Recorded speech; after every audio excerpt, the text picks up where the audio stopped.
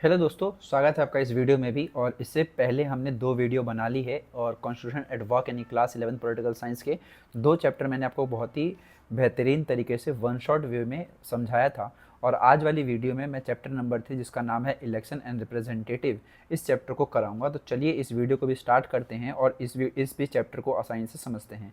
अगर आपने पिछले दो चैप्टर नहीं देखे हैं तो मैं चाहूँगा कि आप वो दोनों चैप्टर देख लें, देन आप इसको करें तो आपको ज़्यादा अच्छे वे में समझ आएगा, क्योंकि सारे के सारे chapter political science class 11th के बहुत ज़्यादा ज़रूरी हैं और एक दूसरे से लिंक होते हैं। ठीक है, तो चलिए इस चैप्टर को देखते हैं। देखिए, चैप्टर का नाम क्या था आपका, इलेक्शन एंड रिप्रेजेंटेटिव। तो पहले इन दो वर्ड्स की मीनिंग जान लेते हैं। इलेक्शन का मतलब होता है कि जो भी भारत में या फिर किसी भी देश में जो भी एक डेमोक्रेटिक सिस्टम होता है, तो जिस भी मेथड द्वारा लोग जो हैं अपने रिप्रेजेंटेटिव को चूज़ करते हैं, उस मेथड को हम क्या कहते हैं, इलेक्शन कहते हैं। ठीक है, इसमें लोग वोट करते हैं और अपने लीडर्स को चुनते हैं। अब वो जिन लीडर को हमने चुना वही एक तरीके से रिप्रेजेंटेटिव भी कहलाते हैं, यानी कि the person elected by the people and sent to the government. चाहे वो पार्लियामेंट में भेजा जाए, चाहे वो लेजिस्लेटिव असेंबली में भेजा जाए, इसको हम क्या बोलेंगे, रिप्रेजेंटेटिव बोलेंगे। तो रिप्रेजेंटेटिव कौन है, वो व्यक्ति है जिसको चुना गया है सरकार जनता द्वारा, जिसको सरकार में मिल के काम करना चाहिए। ठीक है, तो इलेक्शन और रिप्रेजेंटेटिव का मतलब ये होता है। अब बात करते हैं डेमोक्रेसी की। तो देखिए, डेमोक्रेसी जो आपकी होती है वो दो तरीके की होती है, एक होती है आपकी डायरेक्ट और एक होती है आपकी इनडायरेक्ट। तो पहले के समय में लोगों की संख्या बहुत कम हुआ करती थी, तो एंसेंट ग्रीक सिटी जितनी भी थी पहले के समय पर, वहाँ पर लोग इकट्ठा हो जाया करते थे और वहाँ पर अपने हैंड रेस करके जो भी गवर्नमेंट से जुड़े हुए जो मुद्दे वगैरह थे उसमें वो पार्टिसिपेट करते थे और अपनी जो भी बात वगैरह थी वो रखा करते थे और इसके ज़रिए वहाँ पर फैसले लिए जाते थे। तो इसको हम बोलते हैं डायरेक्ट डेमोक्रेसी, जहाँ पर लोग एक जगह पे गैदर हुए, वहाँ पर जो भी डिसीजन वगैरह है वहीं पर लिए, उसी को एक तरीके से इम्प्लीमेंट किया उसी वक्त, और इसको हम बोलेंगे डायरेक्ट डेमोक्रेसी, यानी कि people directly take decision and suitable for the small population, इसको हम बोल सकते हैं डायरेक्ट डेमोक्रेसी। अगर मैं इनडायरेक्ट की बात करूं तो आज के समय में मॉडर्न कंट्रीज हैं विद ह्यूज पॉपुलेशन, और इसमें हम सबको बिठा करके और एक बढ़िया फैसला नहीं ले सकते, तो इसीलिए हम क्या करते हैं, अपने रिप्रेजेंटेटिव को चूज करते हैं और वो बंदा या फिर वो नेता जो है गवर्नमेंट में जाता है लोगों के बिहाफ पे, जहाँ पर वो उनकी बात रखता है बेसिकली, और उसके हिसाब से वहाँ पर सरकार में मदद मिलती है, फिर सरकार को चलाया जाता है। तो यहाँ पर क्या होता है कि एक रिप्रेजेंटेटिव जो आपका है वो डिसीजन बेसिकली लेता है, जो कि एक लार्ज पॉपुलेशन के लिए बहुत ज़्यादा सूटेबल है, और इस चीज़ को हम बोलते हैं इनडायरेक्ट डेमोक्रेसी। तो ठीक है, डायरेक्ट मतलब सीधे आपने फैसले लिए एक जगह बैठ करके। इनडायरेक्ट का मतलब क्या होता है कि जब आप अपने एक रिप्रेजेंटेटिव को इलेक्शन द्वारा चूज करते हैं, देन वो बंदा जा करके एक गवर्नमेंट फॉर्म करेगा, गवर्नमेंट में हिस्सा लेगा और वहाँ पर आपकी बात रखेगा एक तरीके से आपके बिहाफ पर। इसको मैं बोलूँगा इनडायरेक्ट डेमोक्रेसी। ठीक है, चलिए अब बढ़ते हैं आगे। बात करते हैं भारत के इलेक्शन कमीशन की और भारत में जो भी इलेक्शंस होते हैं उसकी। तो देखिए, भारत की जो एक बॉडी है जो इलेक्शन कराती है उसका नाम है इलेक्शन कमीशन। तो आपने इलेक्शन कमीशन ऑफ इंडिया का नाम सुना ही होगा।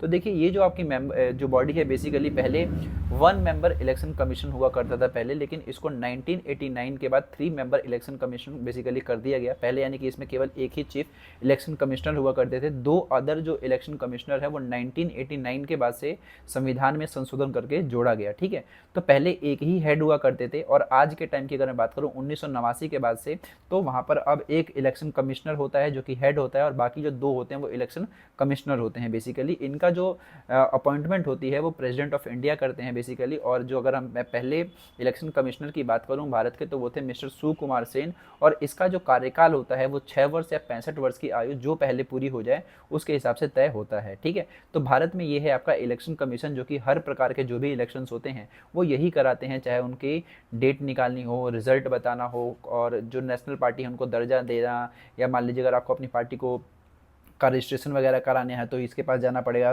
पार्टी को चुनाव चिन्ह के लिए चाहिए तो इनके पास जाना पड़ेगा बेसिकली। तो इलेक्शन से जुड़े हुए जितने भी काम होते हैं, वोटर आईडी कार्ड हो गया बेसिकली आपका, और आपका जो वोटर लिस्ट आती है वो सब कौन बना के देता है, इलेक्शन कमीशन बना करके देता है। तो यही हमारी एक बॉडी है जो भारत में इलेक्शन को कराती है। हमारे भारत में एक सिस्टम अपनाया जाता है जिसको बोलते हैं first past the post system, जिसको FPTP भी कहा जाता है। इसका मतलब होता है कि मान लीजिए 4-5 बंदे चुनाव में खड़े हुए, उन पांचों में कौन जीतेगा, जिसके पास हाईएस्ट नंबर ऑफ वोट्स होंगे वो जीत जाएगा, भले ही वहां पर जो विक्ट्री का जो मार्जिन हो वो 1 वोट ही क्यों ना हो। तो हमारे भारत में मोस्टली जो इलेक्शंस होते हैं, मोस्टली का मतलब अगर मैं बोलूं तो अगर हम राज्यसभा के इलेक्शन और मेंबर्स ऑफ लेजिस्लेटिव काउंसिल के इलेक्शन को छोड़ दूं, तो बाकी सारे के सारे जो इलेक्शन है, जैसे विधानसभा के हो गए, लोकसभा के हो गए, ये सभी first pass the post system के जरिए होते हैं, यानी कि जिसको ज्यादा वोट मिले वो बंदा जीत जाएगा। ठीक है, तो इस तरीके से हमने भारत में जितने भी इलेक्शन है उसके लिए तरीका कौन सा अपना है, FPTP वाला। ओके, अगर मैं बात करता हूँ qualification to become a member of Lok Sabha and the Vidhan Sabha, तो इसके लिए जो मिनिमम एज होनी चाहिए वो आपका होना चाहिए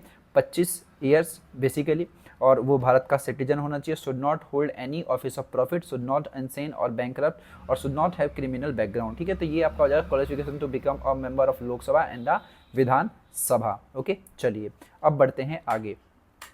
अगर हम बात करते हैं एक दूसरे इलेक्शन सिस्टम की जिसके ज़रिए लोगों को चुना जाता है, तो उसका नाम है प्रोपोर्शनल रिप्रेजेंटेशन, बेसिकली जिसको PR सिस्टम कहा जाता है। कि जो प्रोपोर्शनल रिप्रेजेंटेशन होता है, इसमें क्या होता है कि जो भी पॉलिटिकल पार्टी होती है वो अपने हिसाब से कैंडिडेट को निकालते हैं इलेक्शन से पहले, और उस पार्टी को उस प्रोपोर्शन ऑफ वोट के ज़रिए जो भी क्या कहते हैं सीट होती है वो मिलती है। यानी कि आपको जितने % सीट मिलेगी जितने % आपको वोट मिलेंगे उतने % आपको क्या मिलेगा, सीट्स मिलेगा बेसिकली। तो आपको क्या समझ में आया कि जो PR सिस्टम होता है इसमें जो सीट डिस्ट्रीब्यूट होती है वो according to the vote percentage होती है और give representation to the political parties. तो यहाँ पर क्या है कि जनता जो होती है वो अपने रिप्रेजेंटेटिव को नहीं चुनती है, वो अपने एक पॉलिटिकल पार्टी को चूज करती है। बेसिकली वो पॉलिटिकल पार्टी अपने हिसाब से किसी भी कैंडिडेट को वहाँ पर ला सकता है। एग्जाम्पल के लिए हम समझेंगे, मान लीजिए कि दिल्ली में चुनाव हुए विधानसभा के, और यहाँ पर क्या हुआ कि बीजेपी को 70% वोट मिले और आम आदमी पार्टी को 30% वोट मिले। तो 70% जो सीटें होंगी बेसिकली, मान लीजिए अगर 10 ही सीटें हैं दिल्ली में,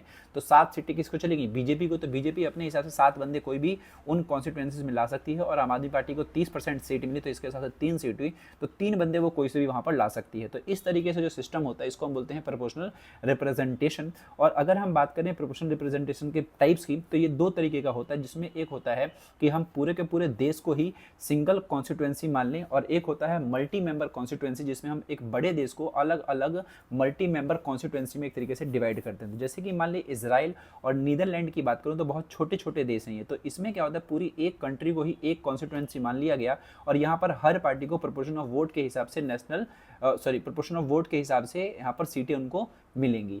समझे कहने का मतलब, यानी कि पूरे के पूरे इजराइल को आपने क्या मान लिया, एक कॉन्स्टिट्यूएंसी मान ली, और यहाँ पर जितने % वोट जिस पार्टी को मिलेंगे वो अपना बंदा वहाँ पे ला सकता है, उतनी उसको सीटें वगैरह मिलेंगी, उसके हिसाब से अपने वो नेता लाते हैं। और मल्टी मेंबर कॉन्स्टिट्यूएंसी की बात करूँ तो अर्जेंटीना एंड द पोर्टुगल जो कंट्री है बेसिकली, इसमें क्या करते हैं हम मल्टी मेंबर कॉन्स्टिट्यूएंसी में डिवाइड कर देते हैं। यानी कि एक ही देश को हमने मान लो 5 हिस्सों में बांट दिया, ठीक है। अब एक हिस्से में से मान लो 2-3 बंदे चुन लिए हमने, वहाँ पर जो भी % आई, फिर एक हिस्से में से जो भी % आई अलग अलग पार्टी के मेंबर को, तो वहाँ से। तो यहाँ पर क्या समझ में आ रहा है कि मल्टी मेंबर कॉन्स्टिट्यूएंसी में क्या होता है, एक कॉन्स्टिट्यूएंसी से ज़्यादा बंदे जीत सकते हैं, ठीक है। और अगर मैं सिंगल कॉन्स्टिट्यूएंसी की बात करूँ तो एक कॉन्स्टिट्यूएंसी से मतलब एक ही पूरा आपने वे ले लिया, और उसमें जितनी भी % ऑफ वोट गेन करते हैं उतने % आपको सीट मिल जाती है। तो सिंगल कॉन्स्टिट्यूएंसी सिस्टम जो आपका है वो नीदरलैंड एंड इजराइल में है, और मल्टी मेंबर कॉन्स्टिट्यूएंसी सिस्टम की बात करूँ तो वो आपका कहाँ पर, अर्जेंटीना एंड पोर्टुगल में, ठीक है। भारत की अगर मैं बात करता हूँ तो भारत का जो राज्यसभा का इलेक्शन होता है उसमें प्रोपोर्शनल रिप्रेजेंटेशन सिस्टम का इस्तेमाल होता है, और साथ में मेंबर ऑफ लेजिस्लेटिव काउंसिल के जो भी द्विसदनात्मक वाले बेसिकली राज्य हैं, जो कि मैं अगले चैप्टर्स में पढ़ाऊंगा द्विसदनात्मक राज्य क्या होते हैं, जहां पर बेसिकली विधानसभा भी होती है और विधान परिषद भी होती है। जैसे कि मान लीजिए यूपी हो गया, बिहार हो गया, ये 2 ऐसे राज्य हैं बेसिकली जहां पर विधानसभा भी होती है और विधान परिषद भी होता है। तो विधान परिषद या फिर मेंबर ऑफ लेजिस्लेटिव काउंसिल, और एक होता आपका राज्यसभा बेसिकली। तो इन दोनों ही इलेक्शन में भारत में प्रोपोर्शनल रिप्रेजेंटेशन सिस्टम के हिसाब से सीटें आवंटित करी जाती है, ठीक है। तो ये था भारत का प्रोपोर्शनल रिप्रेजेंटेटिव सिस्टम। बाकी ये तो हमारे 2 अलग अलग टाइप्स हो गए, ठीक है। चलिए अब बढ़ते हैं आगे। अब बात करते हैं कि भारत ने win bye most vote system को ही क्यों एक्सेप्ट किया, यानी कि हमने प्रोपोर्शनल रिप्रेजेंटेशन की जगह हमने FPTP अपनाया, first pass the post system क्यों अपनाया। तो देखिए इसका सिंपल सा रीज़न है कि बहुत ही ज़्यादा ईजी टू अंडरस्टैंड है, और लोग जो है अपने उतना उस टाइम पढ़े लिखे नहीं थे, ना ही पॉलिटिक्स और इलेक्शन के बारे में जानते थे। तो स्टार्टिंग में हमने इसी सिंपल वे को अपनाया, जिससे क्या होता है कि जो वोटर्स होते हैं उनको एकदम क्लियर चॉइस होती है इलेक्शन के दौरान कि मैं इसको वोट कर रहा हूँ, जिसके ज़्यादा नंबर है वो बंदा जीत गया। तो यहाँ पर क्या है कि ये काफ़ी ज़्यादा ईजी सिस्टम है, क्लियर रिजल्ट है, और डायरेक्ट कनेक्शन बनता है वोटर और कैंडिडेट का। क्योंकि PR में मैंने आपको क्या बताया कि उसमें आप एक पार्टी को वोट करते हो, पार्टी अपने हिसाब से किसी भी नेता को ला सकती है, लेकिन विन बाय मोस्ट वोट या फिर FPTP में क्या है कि आपने जिसको वोट किया वो जीत जाएगा, आप जानते हैं उसको बेसिकली, तो आपने उसको जिताया, तो आप उसको एक तरीके से जानते हैं, तो आपके मुद्दे भी वो लेकर के आएगा। तो इस हिसाब से भारत ने विन बाय मोस्ट सिस्टम को एक्सेप्ट किया था, ठीक है। आगे हम बात करते हैं रिजर्वेशन ऑफ कॉन्स्टिट्यूएंसी। देखिए रिजर्वेशन ऑफ कॉन्स्टिट्यूएंसी का मतलब क्या था कि भारतीय संविधान ने क्या किया, बहुत सारी कॉन्स्टिट्यूएंसी को रिजर्व कॉन्स्टिट्यूएंसी अडॉप्ट किया। इसका रीज़न ये था कि भारत में जो भी लोग हैं, जो भी समाज है, उन सभी को इक्वल रिप्रेजेंटेशन बेसिकली मिल सके। क्योंकि अगर आप चुनाव की अगर हम बात करते हैं तो चुनाव में आप देखेंगे कि जो अमीर व्यक्ति होता है वही चुनाव जीत जाता है। तो इससे क्या होता है कि मान लीजिए जो भी SC क्लास के लोग हैं, ST क्लास के लोग हैं, अदर बैकवर्ड क्लास के लोग हैं, या फिर मान लीजिए महिलाएं ही हैं, इनको एक तरीके से डेमोक्रेसी में आने का मौका नहीं मिलेगा। तो इसीलिए इनको डेमोक्रेसी में लाने का सबसे सिंपलेस्ट वे यही है कि उनके लिए वहाँ पर सीटें हम आरक्षित कर दें। यानी कि सीटों पर अगर मान लीजिए आपने कोई महिला के लिए सीट आरक्षित करी है तो वहाँ पर केवल कौन चुनाव लड़ सकता है, केवल महिलाएं।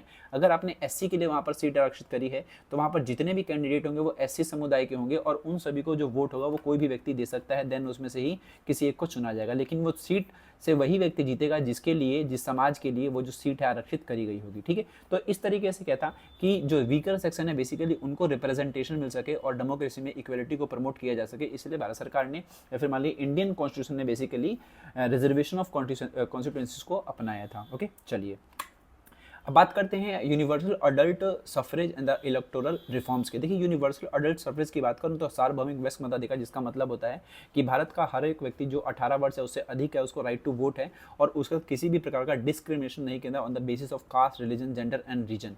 ठीक है, तो इसके आधार पर आप उनके साथ भेदभाव नहीं कर सकते हैं। और अब 18 या 18 प्लस का है, वोटर ID कार्ड बन गया है, वोटर लिस्ट में नाम है, तो आप वोट कर सकते हैं भारत में। ठीक है, एक और बात, ये जो 18 वर्ष की उम्र है वो 1989 के बाद से हुआ था। 1989 से पहले भारत में जो राइट टू वोट की जो एज थी वो 21 वर्ष है, उससे अधिक के लोगों को प्राप्त थी। लेकिन 1989 के बाद इसको घटाया गया और उसको कर दिया गया 18 वर्ष। आने वाले समय में इसको और घटा करके 16 वर्ष किया जा सकता है। फिलहाल अगर हम अभी की बात करते हैं तो 18 वर्ष इसकी तय आयु है। इसके अलावा बात करता हूँ इलेक्टोरल रिफॉर्म्स की। देखिए इलेक्टोरल रिफॉर्म्स का मतलब होता है निर्वाचन सुधार, यानी कि जो भी जितने भी भारत में इलेक्शन वगैरह देखते हैं फिर किसी भी देश में देखते हैं तो ऐसा जरूरी नहीं है कि वो सारे के सारे जो इलेक्शन सिस्टम वो कम्प्लीटली परफेक्ट हो। इसीलिए इसके कुछ ड्रॉबैक्स भी होते हैं, कुछ लिमिटेशंस भी होती हैं। तो इसीलिए जो भी डेमोक्रेटिक कंट्री होती है उसमें वो कोशिश करते हैं कि हम हमेशा फ्री एंड फेयर इलेक्शन कराएं और नए नए कुछ चेंजेस करें जो जनता के लिए ठीक हो और जो भी गलत चीज़ें हैं इलेक्शन के दौरान होती हैं उसको हम रोकें। तो इसी को हम बोलते हैं इलेक्टोरल रिफॉर्म्स। तो अब यहाँ पे देखते हैं कौन कौन से ऐसे रिफॉर्म्स हैं जो होने चाहिए। पहला तो ये है कि banning criminals from the contesting election. दूसरा, fixing minimum educational qualification for candidate. तीसरा आपका है making election more transparent and fair. इसकी वजह से क्या होगा कि जो आपकी डेमोक्रेसी होगी स्ट्रेंथन होगी और इसके अलावा जो आपका इलेक्शन सिस्टम होगा वो बहुत ही ज़्यादा इंप्रूव होगा। तो ये कुछ तरीके हैं इलेक्टोरल रिफॉर्म्स के। हालांकि बहुत सारे तरीके हम तो हमने अपना भी रखे हैं, जैसे कि मान लीजिए अभी जो मिनिमम एजुकेशन वाला है ये एक तरीके से हमने अभी अपने नहीं अपनाया है। ठीक है, तो हालांकि ये भी होना चाहिए कि कम से कम यार सभी के सभी जो नेता हो वो 12th पास हो या फिर ग्रेजुएट हो, इसके हिसाब से होना चाहिए देश में, क्योंकि देश की जनता इतनी पढ़ी लिखी लेकिन नेता इतने पढ़े लिखे नहीं होते हैं। ठीक है, तो ऐसी चीज़ें और आनी चाहिए, हालांकि आ जाएंगी धीरे धीरे, वो भी हम देखेंगे। खैर, तो ये जो चैप्टर था आपका वो इतना ही था जिसको मैंने काफ़ी बेहतरीन तरीके से समझाया। अगर आपको ये चैप्टर अच्छे से समझ आता है तो प्लीज़ मुझे कमेंट सेक्शन में कुछ सवाल या फिर जवाब आप पूछ सकते हैं और मिलता हूँ मैं आपसे अब अगले वीडियो में। तब तक के लिए गुड बाय।